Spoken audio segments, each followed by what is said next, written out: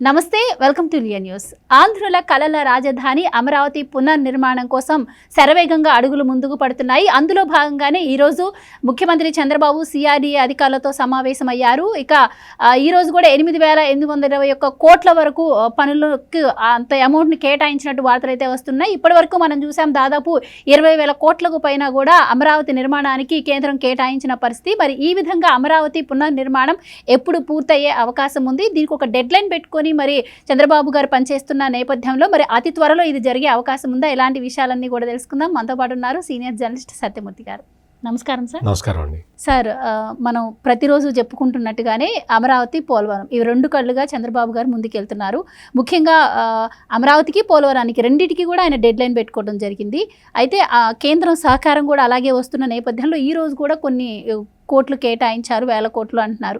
So ఎప్పుడు పూర్తి అవబోతుంది అంటారు సార్ అమరావతి? మీరేం చెప్తారు? అమరావతిలో పనులు మొదలు పెట్టడం అనేది చాలా పెద్ద విషయం. ఎందుకు అంటే మామూలుగా సాధారణంగా ఏదైనా రాష్ట్రానికి రాజధాని అనేది ఉంటుంది. కానీ ఆంధ్రప్రదేశ్ ప్రజలకి రాజధాని లేకుండా చేసిన మహానాయకుడు జగన్మోహన్ రెడ్డి. జగన్మోహన్ రెడ్డి మాయమాటలు విని నమ్మి జగన్మోహన్ రెడ్డికి ఓటేయటంతో, మాయమాటలని నేను ఎందుకు అన్నాను అంటే, అమరావతి రాజధాని అమరావతి అని జగన్మోహన్ రెడ్డి నిండు శాసనసభలో ఒప్పుకున్నాడు. ప్రజలకి ఆ మేరకు హామీ పడ్డాడు. ఎలక్షన్ల ముందర నేను తాడేపల్లిలో ఇల్లు కట్టుకుంటున్నాను, ఇక్కడే రాజధాని ఉంటుంది అని నమ్మబలికాడు. కరెక్ట్గా అధికారంలోకి రాగానే మొత్తం అప్పటి వరకు నేను చెప్పేవన్నీ అబద్ధాలు అని జగన్మోహన్ రెడ్డి తనంతట తానే ప్రూవ్ చేసేసుకొని అమరావతి లేదు, అమరావతి లేదు బోండి అన్నాడు. అదేంటయ్యా అట్లా అంటావంటే, నో నో నో నో మొత్తం డీసెంట్రలైజేషన్ కావాలి, అందుకని కర్నూలు, అమరావతి, విశాఖపట్నం 3 డెవలప్ చేస్తాను అన్నాడు. ఒక్కొక్క చోట ఒక్కొక్క కథ చెప్పాడు. కర్నూలులో న్యాయ రాజధాని అన్నాడు, అమరావతి శాసన రాజధాని అన్నాడు, విశాఖపట్నం పరిపాలనా రాజధాని అన్నాడు. పోనీ నువ్వు 3 రాజధానులు అని చెప్పావు, ఏమన్నా డెవలప్ చేసావా? కర్నూలు ఏదన్నా డెవలప్ చేసావా? విశాఖపట్నాన్ని ఏదైనా డెవలప్ చేసావా? అమరావతిని చంపటానికి చేసిన ప్రయత్నం చూస్తే నిజంగా ఆశ్చర్యం వేస్తుంటుంది. ఒక మనిషి ఇంత దుర్మార్గంగా ప్రవర్తించగలుగుతాడా? అందులో కూడా పాపులర్ సీఎంగా వచ్చాడు కదా, 151 స్థానాలతో గెలిచిన ఒక వ్యక్తి ఇంత దుర్మార్గంగా, ఇంత కర్కశంగా వ్యవహరించగలుగుతాడా అని చాలామంది అనుకున్నారు. వ్యవహరించి చూపించాడు. అంత పులి అంటాడు, సింహం అంటాడు, ఏ రకరకాలుగా చెప్పుకున్నాడు. పులి, సింహం అంటే మనుషుల్ని తినేవి, అంటే ఇవి మేనీటర్ పులి, మేనీటర్ సింహం. ఇక్కడ మొత్తం అమరావతిని సర్వనాశనం చేశాడు జగన్మోహన్ రెడ్డి అనటానికి ఎటువంటి సంశయం అక్కర్లే. రోడ్లు తవ్వుకొని అందులో ఉన్న కంకర్ని అమ్ముకుందామనే ఆలోచన ఎంత పెద్ద డెకైట్ అయితే ఆ ఆలోచన వస్తుంది? అంటే ఎవడన్నా మామూలుగా ఆ రోడ్డు పక్కన ఏమన్నా ఐరన్ గడ్డర్సు అవి ఏమన్నా ఉంటే, పోల్స్ అవి ఉంటే అవి ఏమన్నా తీసుకెళ్ళారంటే అర్థం ఉంది. ఏదో తీసుకెళ్ళి అమ్ముకున్నాడు, కక్కుర్తుపడ్డాడని. రోడ్డు తవ్వి కంకర అమ్ముకుంటాడమ్మా ఎవడన్నా? అంతటి ఘనకీర్తి గల వ్యక్తి జగన్మోహన్ రెడ్డి. నీకు అమరావతిని నాశనం చేయటానికి ఇంకొకటి R5 జోన్ అని పెట్టాడు. R5 జోన్ అని పెట్టి పేదవాళ్ళకి ఎక్కడెక్కడి నుంచో, పులివెందుల నుంచి, అక్కడి నుంచి, ఇక్కడి నుంచి, విజయవాడ నుంచి పేదవాళ్ళ పేరుతోటి వైసీపీ కార్యకర్తలను తీసుకొచ్చి అక్కడ పట్టాలు ఇచ్చేసి, సెంటు భూములు ఇచ్చి అమరావతిలో చక్కగా జోనల్ సిస్టమ్ పెడితే, ఆ జోనల్ సిస్టమ్ మొత్తాన్ని ఖండాలుగా చేయటానికి వీలుగా R5 జోన్ అని ఒకటి క్రియేట్ చేసి 4 జోన్లలో ఒక్కొక్క మొక్క, ఇంపార్టెంట్ మొక్కల్ని కట్ చేసి అది R5 జోన్ అని పెట్టాడు. అంటే మళ్ళీ ఈసారి గవర్నమెంట్ వచ్చినా కానీ ఈ అమరావతి బాగుపడకూడదు అన్న ప్లాన్ వేశాడు. అసలు ఇంకొక దారుణమైన ప్లాన్ ఇంకోటి, సీడ్ యాక్సెస్ రోడ్ అనేది అమరావతికి వెన్నెముక లాంటిది. ఈ సీడ్ యాక్సెస్ రోడ్డుకి అప్రోచ్ ఫ్లైఓవర్ కట్టాలి అంటే ఆ ఫ్లైఓవర్ ఎక్కడి నుంచి వెళ్తుందో చూసుకొని తెలుసుకొని అక్కడ ఇరిగేషన్ డిపార్ట్మెంట్ ల్యాండ్ ఉంటే ఆ ఇరిగేషన్ డిపార్ట్మెంట్ ల్యాండ్ని తన పార్టీ ఆఫీస్ మీదకి మార్చుకొని అక్కడ పార్టీ బిల్డింగ్ కట్టాడు. అంటే ఏంటి, సీడ్ యాక్సెస్ రోడ్డు రావటానికి వీల్లేదు అన్న ఉద్దేశంతో.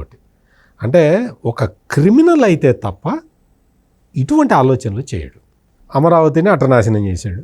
కర్నూలులో న్యాయ రాజధాని అన్నాడు కదా, నువ్వేం చేయాలి, కర్నూలులో హైకోర్టుని తరలిస్తాను అని నువ్వే కదా చెప్పింది.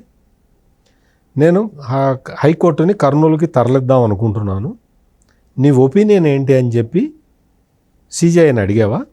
అడగలేదు. హైకోర్టుకి చెప్పావా? హైకోర్టుకి చెప్పలేదు.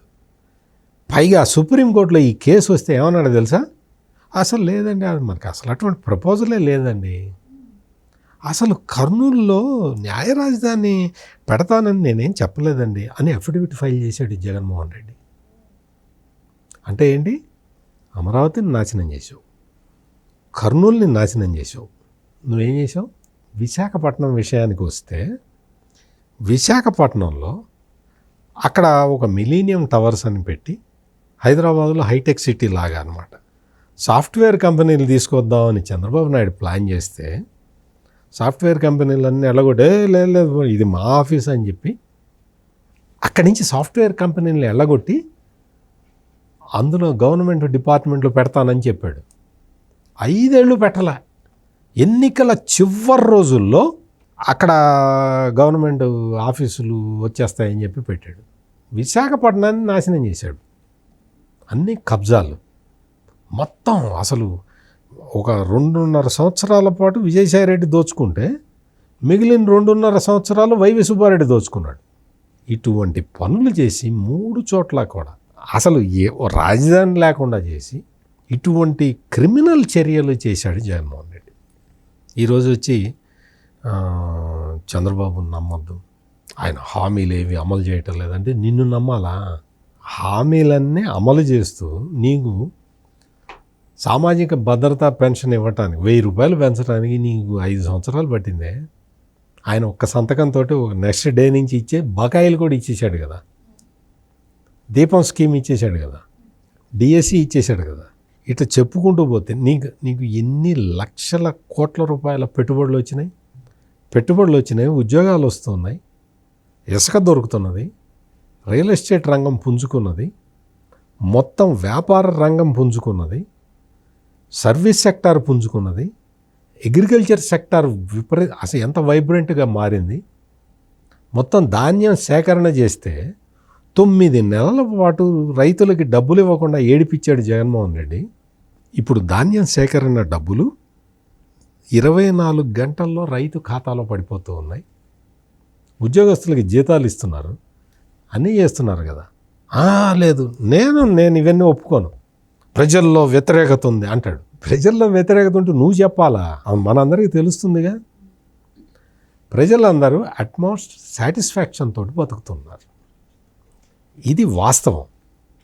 ఈ వాస్తవం నుంచి ప్రజలని మభ్యపెట్టడానికి జగన్మోహన్ రెడ్డి ప్రతిసారి మీటింగులు పెట్టుకొని అన్ని అబద్ధాలు ప్రచారం చేయటం, తను చెబుతున్న అబద్ధాలు ప్రజలు నమ్మటం లేదు అన్న అనుమానం జగన్మోహన్ రెడ్డికి అసలు చాలా బాగా ఉంది. అందుకని చాలా డబ్బులు ఉన్నాయి కదా, ఆ డబ్బులన్నీ ఏం చేద్దాం అని చెప్పి సోషల్ మీడియా ఆఫీసులు పెడుతున్నాడు. సోషల్ మీడియా ఆఫీసులు పెట్టి పోస్టులు పెట్టి ఇట్లా రకరకాలుగా పెట్టేసి మళ్ళీ సాక్షి టీవీలో, సాక్షి ఛానల్లో ఈ సోషల్ మీడియా పోస్టుల మీద డిస్కషన్లు పెట్టి మళ్ళీ ఆ తర్వాత ఈయన ఏదో ఒక జిల్లా నాయకుల్ని పిలిచి ఆ జిల్లా నాయకులకి ఈ విషయాలన్నీ చెప్పి ఇంత తిప్పలు పడుతున్నాడు. కానీ ప్రజల నుంచి ఎక్కడ స్పందన రావట్లేదు. ఎందుకు రావట్లేదు అంటే ప్రశాంతంగా బతుకుతున్నారు ప్రజలు. ఆంధ్రప్రదేశ్ ప్రజలు ప్రశాంతమైన జీవితం గడుపుతున్నారు. ఎవరు ఉద్యోగం వాళ్ళు చేసుకుంటున్నారు. ప్రభుత్వ ఉద్యోగస్తులకి 1వ తారీఖు జీతాలు పడుతున్నాయి. 1వ తారీఖు సెలవు అయితే 30వ తారీఖే పెన్షన్లు ఇచ్చేస్తున్నారు, సామాజిక భద్రతా పెన్షన్లు.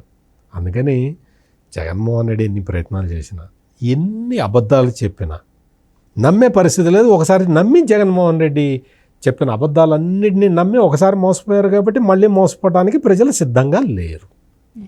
Thank you so much. నమస్కారం అండి.